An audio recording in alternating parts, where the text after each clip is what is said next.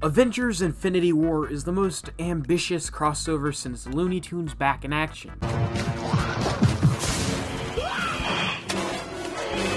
Pesky foul!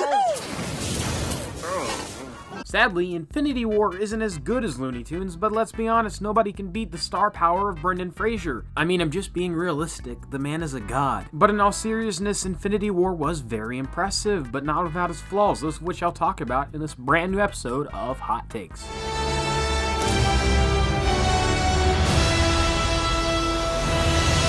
By the time this video is up, Marvel will have reached their 10-year anniversary of filmmaking. What started out as an incredibly risky gambit involving all of the rights Marvel had to their characters being used as a collateral to attain funding spectacularly paid off. The original intention was always to create something new, something different, and they sure as hell did. 3 Iron Man movies, 3 Captain America movies, 3 Thor movies, Hulk, Spider-Man, Ant-Man, Doctor Strange, Black Panther, Guardians of the Galaxy, and of course the Avengers. All because of one risky chance Marvel took in 2008. So, Infinity War, what everything has been building up to, 10 years, 18 movies, and nearly $4 billion have all been building up to this. And Infinity War doesn't disappoint, not one fucking bit. But before I continue, I do want to be clear, there will be spoilers. All of it will be kept to the spoilers section towards the end of the video, but I will mention some tiny stuff throughout. So, if you want to go into this movie blind as Daredevil, you've been warned.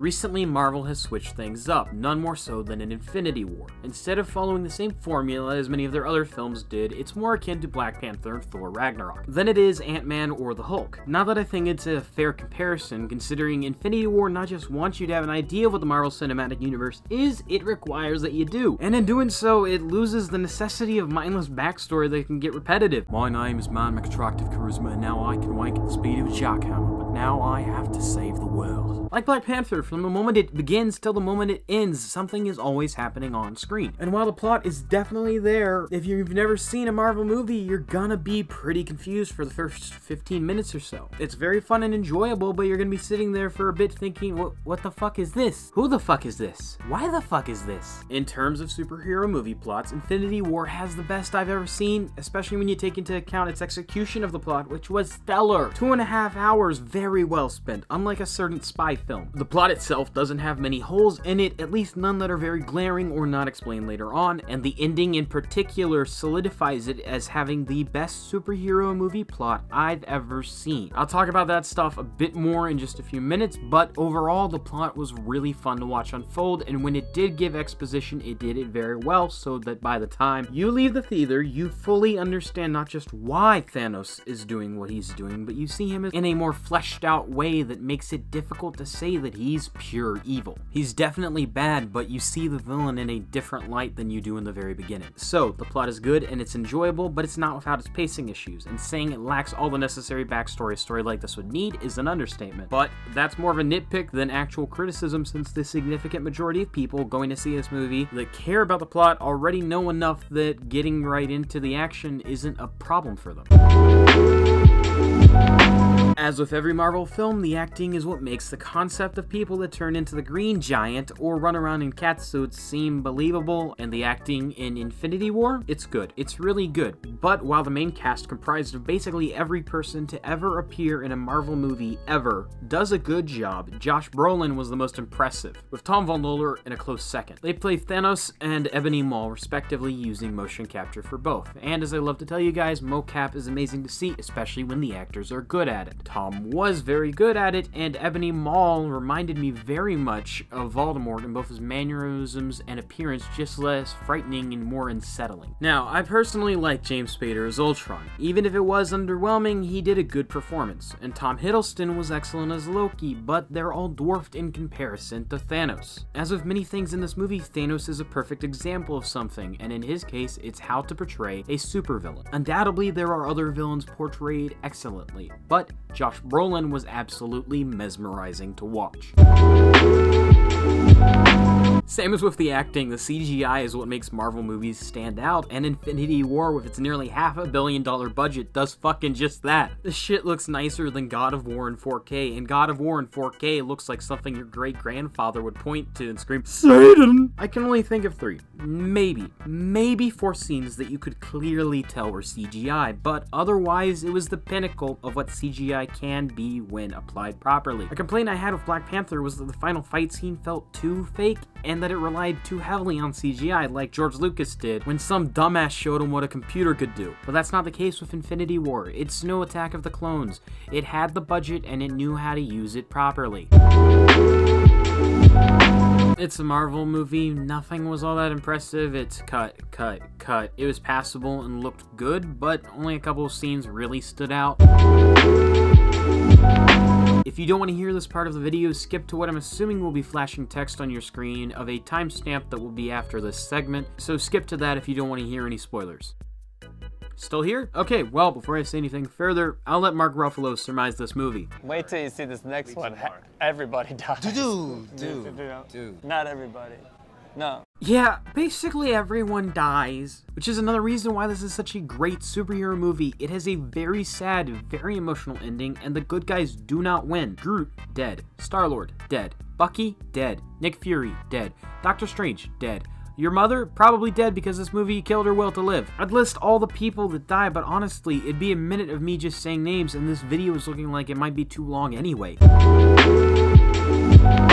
Now, when I was talking about the plot, I did say that there were some inconsistencies in the storyline, and those inconsistencies were all about Doctor Strange. While flying to Titan to meet Thanos, he tells Iron Man he won't sacrifice the Time Stone under any circumstances, and when Thanos does eventually come to get the Time Stone and beat everyone within an inch of their life, he impales Tony trying to kill him. Strange then offers Thanos the stone and says to take it instead of taking Tony's life. In doing so, Tony is spared and Thanos teleports to Earth to kill half the universe. Now, a lot of you may have thought that was odd, but it isn't when you take into account how prominent his whole "I won't save you or Peter if it comes between saving the Time Stone or either of you two" speech. That scene is there so that when he gives it up, it explains that the only scenario Strange saw in the future where they do beat Thanos is one where he gets all the stones, and he quote-unquote wins so that the heroes can beat him in the next movie. I mean, you either believe that that's what that scene meant, or that when he says, "You have to be alive," quite obviously meant this. Other than that, and that wasn't an actual problem since I explained what it was, the only actual legitimate problem with the plot was Thanos appearing and using the gauntlet to meld Bruce and the Hulkbuster into the mountain on Wakanda. And then the next scene, you see Bruce and the Hulkbuster isn't there, it's standing beside Cap and Black Widow while they see everyone disappear. But that's a tiny fucking nitpick. And in the grand scheme of things, who gives a shit? I do. But something really good to come out of Infinity War was, as I said, the ending. The last 7 minutes in particular was done so artfully. When Thanos snaps his fingers and kills half the universe, the music all just fucking stops.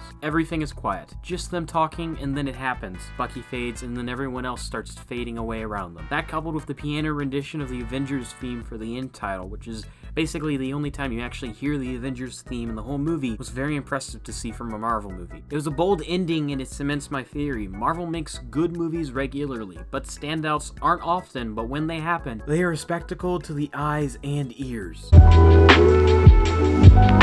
Tom fucking Holland. Tom Holland is one of the best actors in this movie, and while I did say Ebony Maw was second, it's just not fucking true. Tom fucking Holland was amazing. I loved him in Homecoming, and I loved him in Civil War, but that scene at the end where Peter starts to fade away and he's dying in Tony's arms, that killed me. You can say it's stupid, but it's one of the few times I've legitimately teared up in a movie theater. Stellar performance, A++, god damn, I miss you, Spidey. But more than that, all of the acting while all of these characters were dying around people was just so impressive. It was very, very clear that they put everything they could into it. I didn't at all doubt that they were seeing people they've known for years die right in front of them. Of course, if you think I'm being literal, I didn't actually think they were actually dying. All I'm saying is Tony holding Spider-Man as he's dying, that was really, really fucking sad to watch on screen. Because Robert Downey Jr. and Tom Holland, they just made it seem so goddamn real. Fucking blew me away.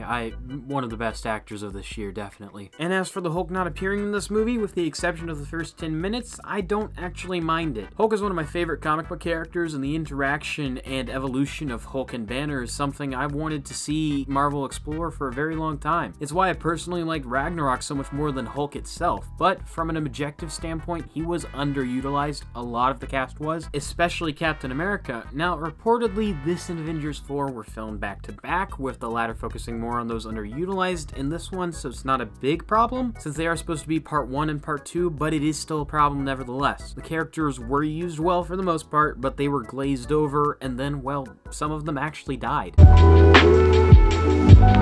This next one is both a complaint and something that I thought was actually good about Infinity War, and that's the jokes. None were out of place in their respective scenes. None were that bad. As a matter of fact, I think this had some of the best written jokes since Ragnarok, but it was a major clash with the heavy overall themes of the movie. This gradually changes as you watch it, and the last 30 minutes are serious for the most part, but when you go from the Guardians to the Avengers to Rocket, Thor, and Groot, it can be a bit jarring to go from Thor talking to a 20-foot tall Peter Dinklage to Thanos throwing Gamora to her death. And it's the biggest issue I had with the movie. It tried to capture the individual feel of each franchise and character, but not all of it translated very well.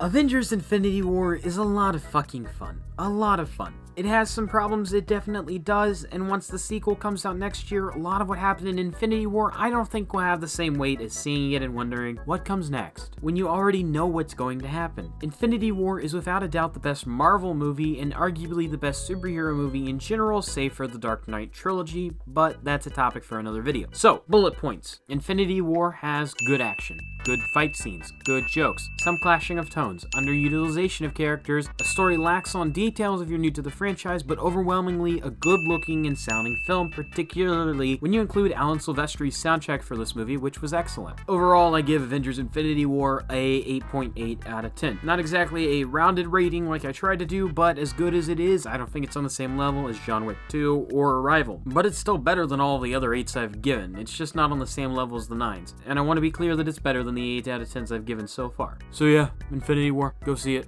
If you want to see how I've rated and ranked all the movies I've seen, check out my IMDb list. It and a link to my brand new merch store, along with everything else you need to know, is in the description below. And if you're interested in the stories this movie was based on, this Saturday, May 5th, tomorrow if you're watching this on Friday, is National Free Comic Book Day, which means you can go to any comic book store and you can get free comics. Yeah, free comics. A link to the site where you can find a comic store near you is in the description below. Make sure to support your local comic shop, and thank you guys for watching. If you enjoyed this episode of Hot Takes, make sure to leave a like, comment what you thought of this video or subjects you'd like to see me talk about next. Hearing what you guys think is really important to me, and I try to read every comment. If you want to see more content like this in the future, make sure to subscribe and turn on notifications so you can know when I go live and when the newest Tahukan content is out. And as always, I'll see you in the next video. If you'd like to have your art featured in a video, draw me or one of my wondrous characters, such as the majestic Chad the Sad, and tweet it at TahukanTV on Twitter. Huge thank you to Patreon supporters Anonymous and Matt Porter. I really appreciate it.